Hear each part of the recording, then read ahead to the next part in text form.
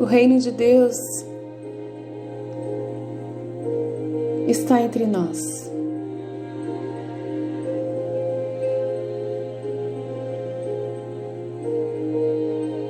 No mundo inteiro, o Senhor marca seus filhos. Levanta profetas, pois não nos deixa sem a verdade.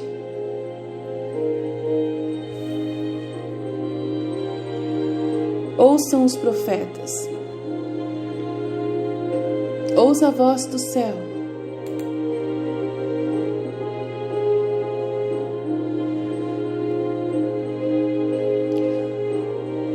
Com a morte do último apóstolo, a revelação pública terminou.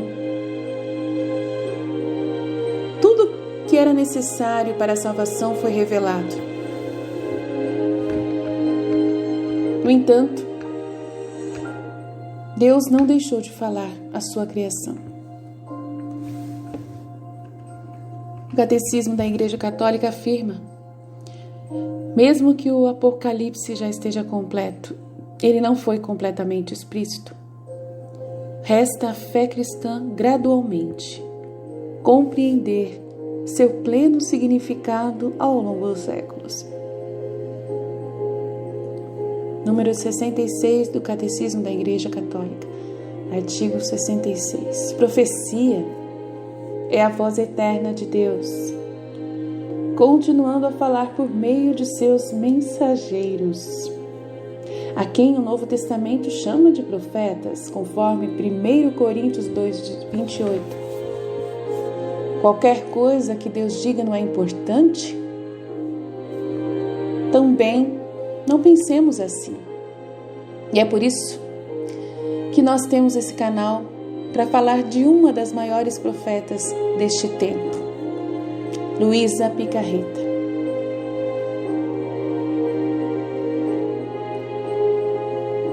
Nós, do corpo de Cristo, precisamos saber discernir as vozes credíveis dos profetas. Nesse tempo, mais do que nunca, precisamos deste dom do Espírito Santo, que é uma luz nas trevas. Enquanto fazemos a contagem regressiva para a vinda do reino de Deus.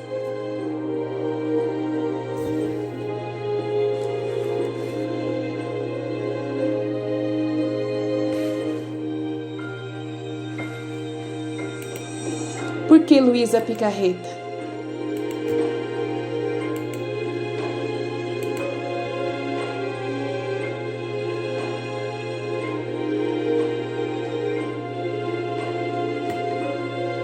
Aqueles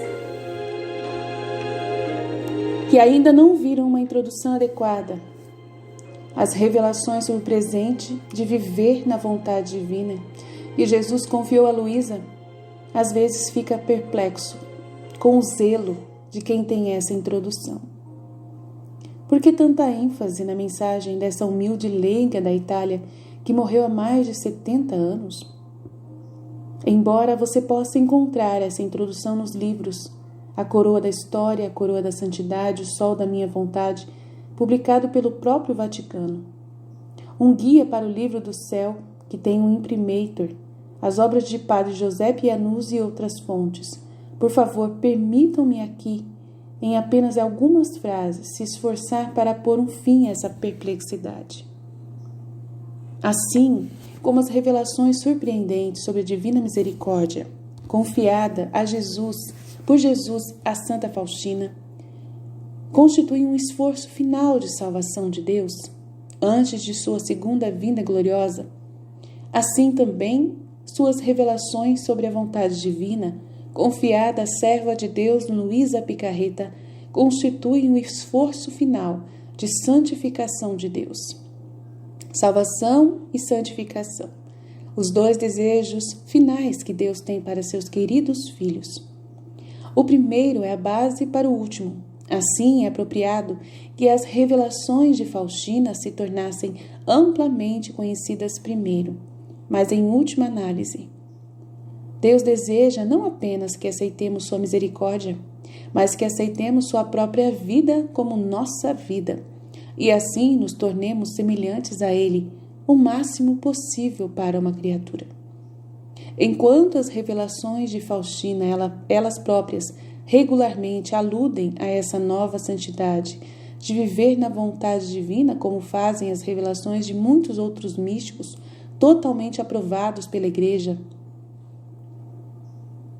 Luísa foi a principal arauto e secretária dessa nova e divina santidade, como chamou o Papa João Paulo II. Embora as revelações de Luísa sejam totalmente ortodoxas, a Igreja tem afirmado repetidamente e até mesmo já as aprovou em grande parte, elas ainda assim transmitem qual é, francamente, a mensagem mais surpreendente que se pode imaginar. A mensagem dela é tão impressionante que a dúvida é uma tentação inevitável e divertida. É necessário, mas pelo fato de que simplesmente não existem motivos razoáveis para duvidar de sua autenticidade. E a mensagem é a seguinte: após 4 anos de preparação na história da salvação e 2000 anos de preparação ainda mais explosiva na história da Igreja, a Igreja está finalmente pronta para receber sua coroa. Ela está pronta para receber aquilo que o Espírito Santo a guiou em direção ao tempo todo. Não é outro senão a própria santidade do Éden. A santidade que Maria também desfrutava de uma maneira muito mais perfeita do que Adão e Eva, e agora está disponível para quem pede. Essa santidade é a chamada vivendo na vontade divina. É a graça das graças. É a plena realização da oração do Pai Nosso, na alma. Que a vontade de Deus seja feita em você, assim como é feita pelos santos no céu. Ele não substituiu nenhuma das devoções e práticas existentes que o céu nos pede, frequentando os sacramentos, rezando o rosário, jejuando, lendo as Escrituras, consagrando-nos a Maria, fazendo obras de misericórdia, etc. Antes faz com que ela chama, ainda mais urgente e exaltado. Agora, depois, podemos fazer todas essas coisas de uma maneira verdadeiramente divinizada. Mas Jesus também disse a Luísa que ele não está contente com apenas algumas almas aqui, e ali vivendo essa nova santidade. Ele vai trazer o seu reinado em todo o mundo na iminente era gloriosa da paz universal. Somente assim a oração do Pai Nosso será verdadeiramente cumprida. E esta oração, a maior oração já feita, é uma profecia segura, proferida pelos lábios do próprio Filho de Deus. Seu reino virá. Nada e ninguém pode pará-lo. Mas, através de Luísa, Jesus está implorando a todos nós para proclamar este reino, aprender mais sobre a vontade de Deus, como ele revelou as profundidades dela a Luísa, viver nós mesmos em sua vontade e assim preparar o terreno para seu reinado universal, dar a ele nossas vontades para que ele possa nos dar as suas. Jesus, eu confio em vós, seja feita a tua vontade. Eu te dou a minha vontade. Por favor, me dê a sua em troca. Venha o seu reino, seja feita a sua vontade na terra como no céu. Essas são as palavras que Jesus está nos implorando, para que tenhamos sempre em mente, corações e lábios, a vontade divina.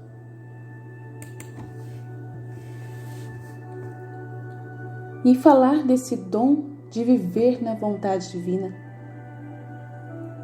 nós temos que abordar algumas informações para quem ainda precisa entender para restaurar sua confiança nos escritos de Luísa, que são completamente aprovadas pela Igreja. Luísa nasceu em 23 de abril de 1865, um domingo que São João Paulo II, mais tarde, declarou como o dia da festa do Domingo da Divina Misericórdia, de acordo com o pedido do Senhor nos escritos de Santa Faustina. Ela era uma das 5 filhas que moravam na pequena cidade de Corato, Itália. Desde os seus primeiros anos, Luísa foi atingida pelo diabo, que lhe apareceu em sonhos assustadores. Como resultado, ela passou longas horas rezando o rosário e invocando a proteção dos santos. Não foi até ela se tornar uma filha de Maria que os pesadelos finalmente cessaram aos 11 anos de idade. No ano seguinte, Jesus começou a falar interiormente com ela, especialmente depois dela receber a Santa Comunhão. Quando ela tinha 13 anos, ele apareceu para ela em uma visão que ela testemunhou na varanda de sua casa. Lá na rua abaixo, ela viu uma multidão de soldados armados liderando 3 prisioneiros. Ela reconheceu Jesus como um deles. Quando ele chegou embaixo da varanda dela, levantou a cabeça e gritou: "Alma, ajuda-me!" Profundamente emocionada, Luísa se ofereceu a partir daquele dia como alma vítima em expiação pelos pecados da humanidade. Por volta dos 14 anos, Luísa começou a experimentar visões e aparições de Jesus e de Maria, juntamente com sofrimentos físicos. Em uma ocasião, Jesus colocou a coroa de espinhos sobre a cabeça dela, fazendo-a perder a consciência e a capacidade de comer por 2 ou 3 dias. Isso se transformou no fenômeno místico pelo qual Luísa começou a viver apenas da Eucaristia como seu pão diário. Sempre que ela era obrigada a obedecer por seu confessor a comer, ela nunca era capaz de digerir a comida, que vomitava minutos depois, intacta e fresca, como se nunca tivesse sido comida. Por causa de sua vergonha diante de sua família, que não entendeu a causa de seus sofrimentos, Luísa pediu ao Senhor que escondesse essas provações das outras pessoas. Jesus imediatamente atendeu seu pedido, permitindo que seu corpo assumisse um estado imóvel e rígido, que parecia quase como se ela estivesse morta. Foi somente quando um padre fez o sinal da cruz sobre seu corpo que Luísa recuperou suas faculdades novamente. Esse notável estado místico persistiu até sua morte em 1947, seguida por um funeral que não foi nada fácil. Durante esse período da sua vida, ela não sofreu nenhuma doença física, até que sucumbiu à pneumonia no final. E nunca experimentou escaras, apesar de ficar confinada em uma pequena cama por 64 anos. Os escritos. Nos momentos em que não estava em êxtase, Luísa escrevia o que Jesus e Nossa Senhora ditavam. Essas revelações compreendem 2 obras menores, chamadas A Virgem Maria no Reino da Vontade Divina e As Horas da Paixão, além de 36 volumes sobre os 3 fiates da história da salvação. Em 31 de agosto de 1938, edições específicas das 2 obras menores e de outros volumes de Luísa foram colocados no índice de livros proibidos da Igreja, ao lado das de Santa Faustina Kowalska e de Antônia Rosmini, todas as quais também foram finalmente reabilitadas após pela Igreja. Hoje suas obras agora têm o Imprimatur e o Nihil Obstat, que nada consta, de errado, de heresia. E de fato os condenados, as edições nem estão disponíveis ou impressos, e entre as outras que são condenadas, as edições nem estão mais disponíveis ou impressas, e não estão há muito tempo. O teólogo Stephen Patton observa: todos os escritos, os livros dos escritos de Luísa atualmente impressos, pelo menos em inglês, e pelo Centro da Vontade Divina dos Estados Unidos, foram traduzidos apenas a partir de versões totalmente aprovadas pela Igreja. O que a Igreja Católica diz sobre Luísa está no site luisapicarreta.com. Assim, em 1994, quando o cardeal Ratzinger anulou totalmente as condenações anteriores dos escritos de Luísa, Qualquer católico no mundo estava livre para ler, distribuir e citar licitadamente. O ex-arcebispo de Trani, sob quem caiu o discernimento dos escritos de Luísa, declarou claramente em sua comunicação de 2012 que os escritos de Luísa não são heterodoxos. Desejo abordar todos aqueles que afirmam que esses escritos contêm erros doutrinários. Até hoje, isso nunca foi endossado por nenhum pronunciamento da Santa Sé, nem pessoalmente por mim. Essas pessoas causam escândalo aos fiéis, que são espiritualmente nutridos por esses escritos, originando também suspeitas daqueles que são zelosos na busca da causa da santificação. Isso foi palavras do arcebispo Giovanni Battista Picheri, em 12 de novembro de 2012. De fato, os escritos de Luísa, exceto uma declaração da Congregação para a Doutrina da Fé, têm uma aprovação tão sólida quanto se poderia esperar. A seguir é apresentada uma linha do tempo de desenvolvimentos recentes na causa da beatificação da serva de Deus Luísa Piccarreta, bem como nos desenvolvimentos de seus escritos. O seguinte é extraído de A Coroa da Santidade, de Daniel O'Connor, e sobre as revelações de Jesus a Luísa Piccarreta. 20 de novembro de 1994, o cardeal Giuseppe Ratzinger, Bento XVI, anula as condenações anteriores dos escritos de Luísa, permitindo que o arcebispo Carmelo Cassati abria formalmente a causa de Luísa para canonização.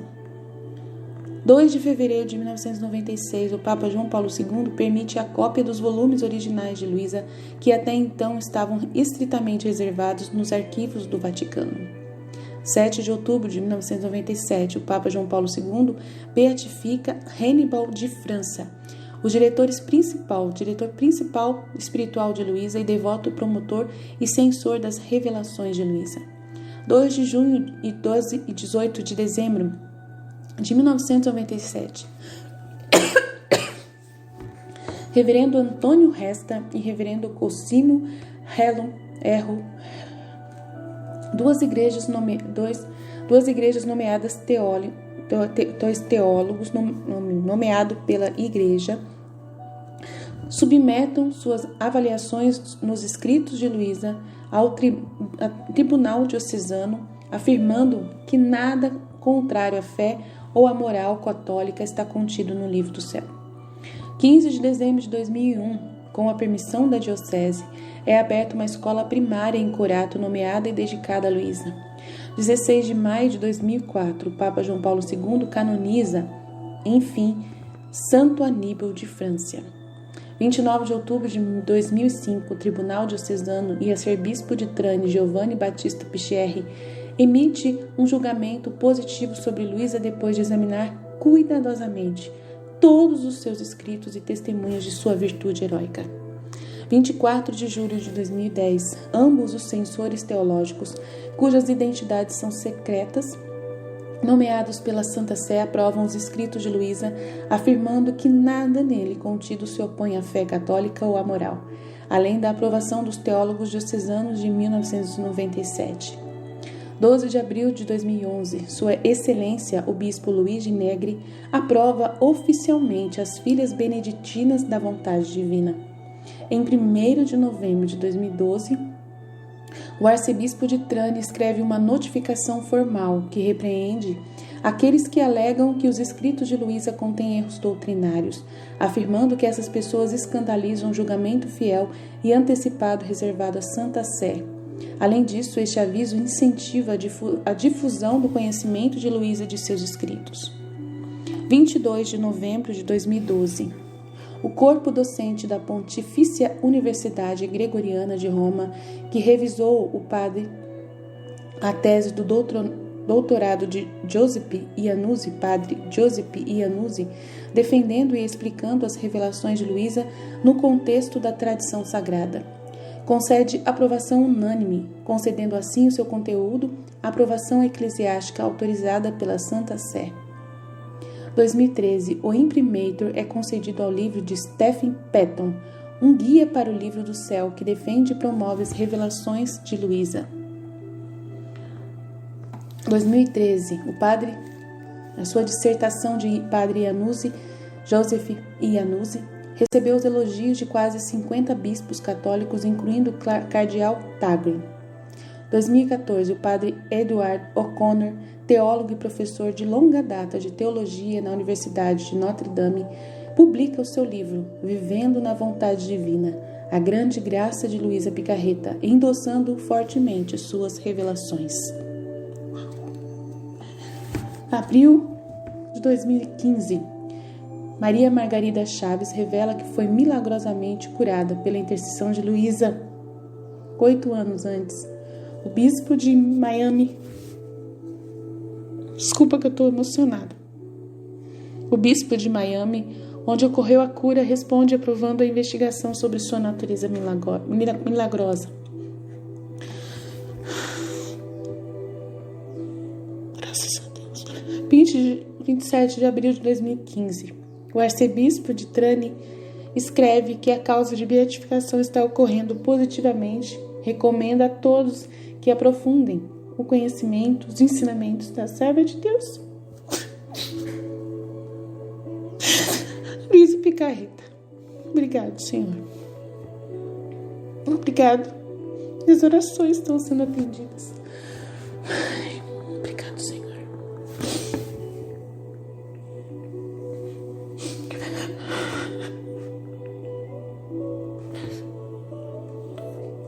Eu não vou esconder minha emoção. Não vou esconder de vocês a minha emoção.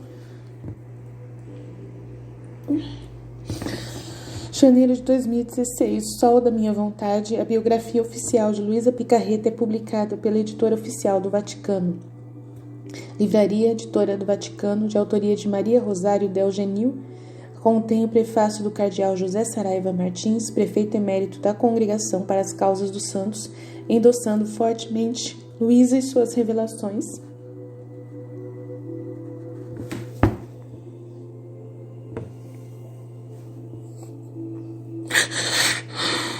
Deus, obrigado. Ai, que presente que o Senhor está me dando nesse domingo. Em novembro de 2016, o Vaticano publica o Dicionário Místico, um volume de 2.246 páginas editado por padre Luigi Borriello, um italiano carmelita, professor de teologia em Roma e consultor de várias congregações do Vaticano. Luisa recebeu sua própria entrada neste documento oficial, no Dicionário de Vida Mística. Junho de 2017, o recém-nomeado postulador da causa de Luisa, Monsenhor Paulo Rizzi, escreveu: apreciei o trabalho que é realizado até agora. Tudo isso constitui uma base sólida para uma forte garantia de um resultado positivo. A causa está agora em uma etapa decisiva ao longo do caminho.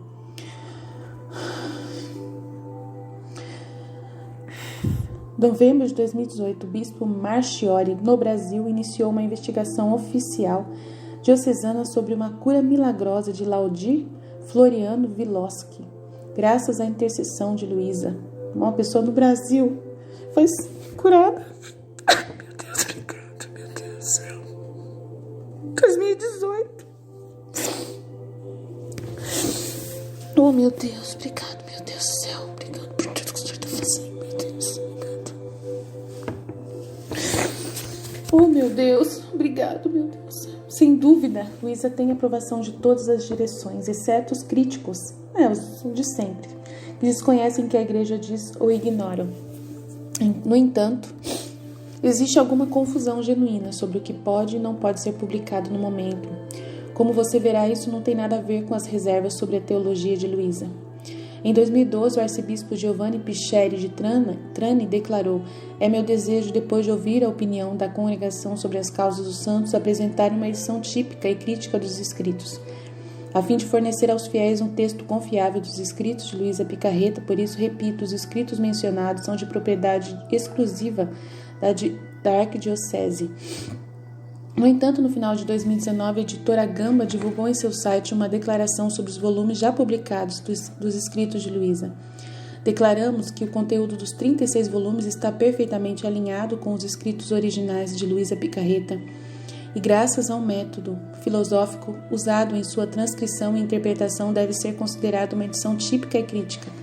A editora concorda que a edição da obra completa é fiel e realizada no ano 2000 por Andrea Magnifico, fundadora da Associação da Vontade Divina em Sesto de São Giovanni, Milão, detentora do direito de propriedade de todos os escritos de Luisa Picarreta, cuja última vontade escrita à mão era que a editora Gamba deveria ser a casa intitulada publicar e difundir mais amplamente os escritos de Luisa Picarreta. Tais títulos foram herdados diretamente pelas irmãs Taratini de Corato, herdeiras de Luisa, em 30 de setembro de 1972. Somente a editora Gamba está autorizada a publicar os livros contendo os escritos originais de Luisa, sem modificar ou interpretar seu conteúdo, porque somente a Igreja pode avaliá-los e dar explicações. Publicar é colocar em livros, a gente não pode publicar.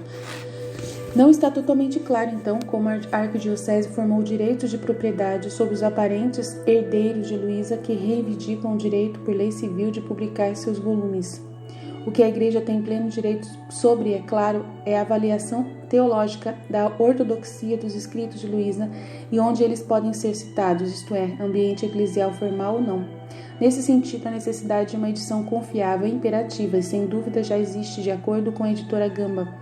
Além disso, em 1926, os primeiros 19 volumes do Diário Espiritual de Luisa foram publicados com o imprimatur do arcebispo Joseph Pilel e o Nada Consta de Santo Aníbal de França, censor oficialmente nomeado de seus escritos. Padre Serafim Mikalenko, vice-postulador da canonização de Santa Faustina, explicou-me que, se ele não tivesse intervindo para esclarecer a má tradução das obras de Santa Faustina, elas poderiam ter sido permanecido condenadas. Portanto, o arcebispo de Trani tem razão em saber que nada interfere com a causa que foi aberta para Luisa, como tradução incorretas ou interpretações errôneas.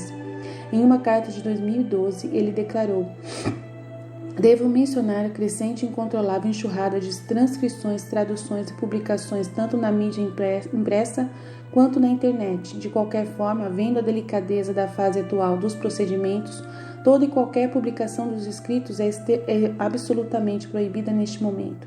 Quem age contra isso é desobediente e prejudica enormemente a causa da serva de Deus. Todo esforço deve ser investido para evitar todos os vazamentos de publicações de qualquer tipo. No entanto, uma carta subsequente, de 26 de abril de 2015, endereçada a uma conferência internacional sobre a serva de Deus Luisa Picarreta, o falecido arcebispo Pichierre afirmou que recebeu com alegria o compromisso que os participantes declararam solenemente que se comprometeriam a ser mais fiéis ao carisma de viver na vontade divina, e que ele recomendou a tantos que aprofundassem a vida e os ensinamentos da serva de Deus Luisa Picarreta à luz da Sagrada Escritura, da tradição e do magistério da Igreja, sob a orientação e a obediência aos seus bispos e sacerdotes, e que os bispos devem acolher e apoiar tais grupos, ajudando-os a colocar em prática concretamente a espiritualidade da vontade divina. Claramente, para viver o carisma, aprofundar-se na vida e nos ensinamentos de Luisa e praticar concretamente a espiritualidade da vontade divina, é preciso ter acesso às mensagens comunicadas a Luisa. A própria conferência em que o arcebispo participou empregou publicações existentes para instruir os participantes da vontade divina. A Associação Oficial Diocesana de Luisa Picarreta está citando regularmente os volumes, assim como as filhas beneditinas da vontade divina, eclesiásticas e aprovadas, que citam traduções dos volumes em inglês em seus boletins públicos. Como então os fiéis afastam declarações aparentemente contraditórias do falecido arcebispo, especialmente à luz das reivindicações legais da editora Gamba? A conclusão óbvia é que se pode adquirir, ler, compartilhar textos fiéis já existentes, enquanto não serão produzidas mais transcrições, traduções e publicações até que a edição típica e crítica da Arquidiocese seja lançada. É preciso seguir esses ensinamentos à luz das Escrituras Sagradas, da tradição da Igreja e do Magistério, como aconselhou sabiamente o arcebispo Pichierre. Sabedoria e compreensão. Tive uma boa risada quando Daniel Conner subiu ao pódio recentemente em uma conferência da Divina Vontade, onde conversamos no Texas. Ele ofereceu a alguém $500 se eles pudessem fornecer evidências de qualquer místico da Igreja que tenha sido declarado um servo de Deus, levado a cabo tais fenômenos místicos, cujos escritos tivessem aprovação tão ampla como foi Luisa Picarreta. Faz e ainda assim foi posteriormente declarado falso pela Igreja. A sala ficou em silêncio e Daniel manteve os $500. Isso porque esse exemplo não existe. Não existe outra pessoa como Luísa aqui, né? Como ele disse. Isso porque esse exemplo não existe. Aqueles que declaram que essa alma vítima e seus escritos constituem heresia estão, espero, falando em ignorância, pois eles estão simplesmente errados e em contradição com as autoridades eclesiásticas a esse respeito. Além dos autores já acima mencionados, eu recomendo que os céticos comecem um trabalho lendo A Coroa da Santidade nas Revelações de Jesus a Luísa Picarreta, de Daniel O'Connor, que pode ser baixado gratuitamente no Kindle ou em PDF formulado neste link. Vou mandar para vocês. Em seu habitual raciocínio acessível, mas teologicamente correto, Daniel fornece uma ampla introdução aos escritos de Luísa e à Era da Paz, como entendida na tradição sagrada e refletida nos escritos de outros místicos do século XX. Também recomendo vivamente os trabalhos do reverendo José Pianuzzi, cuja teologia guiou e continua a guiar meus escritos sobre os assuntos do esplendor da criação. É um aclamado trabalho teológico que resume belamente o dom de viver na vontade divina e seu futuro triunfo e realização pronunciado pelos pais da igreja primitiva. Muitos também apreciam os podcasts de Robert Young of que você pode ouvir aqui. Para aqueles que desejam se aprofundar em uma análise teológica mais profunda, leia O Dom de Viver na Vontade Divina nos escritos de Luísa Picarreta, uma investigação sobre os primeiros concílios ecumênicos e sobre a teologia patrística, escolástica e contemporânea. Essa dissertação do doutorado do reverendo Giuseppe Iannuzzi traz os selos de aprovação da Pontifícia Universidade Gregoriana e explica como os escritos da Luísa nada são do que um desdobramento mais profundo do que já foi revelado na revelação pública de Jesus Cristo e no depósito da fé. Nenhuma nova revelação pública é esperada antes da manifestação gloriosa de nosso Senhor Jesus Cristo. No entanto, mesmo que o Apocalipse já esteja completo, ele não foi completamente explícito. Resta a fé cristã compreender gradualmente todo o seu significado ao longo dos séculos, conforme o Catecismo da Igreja Católica número 66. Décadas atrás, quando li pela primeira vez as obras de Santo Luís de Montfort sobre a Virgem Maria, que eu usei para sublinhar certas passagens, enquanto murmurando para mim mesmo: isso é uma heresia, há um erro.